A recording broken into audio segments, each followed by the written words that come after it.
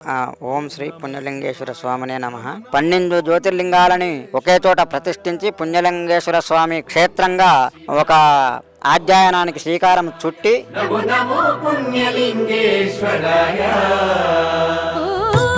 మధ్య పేద తరగతి ధనిక అనేటువంటి తారతమ్య భేదాలు లేకుండా అందరికీ ఉచిత దర్శనము కల్పించినటువంటి ఈ యొక్క పుణ్యలింగేశ్వర ఆలయ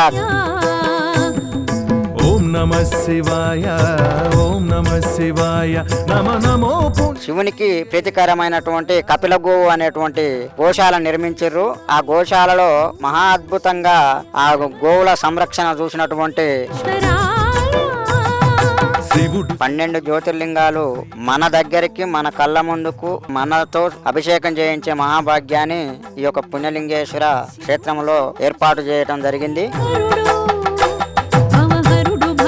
ఉచిత దర్శనాన్ని కల్పించినటువంటి శ్రీ శంకర్ గురూజీకి నా హృదయపూర్వక ధన్యవాదాలు.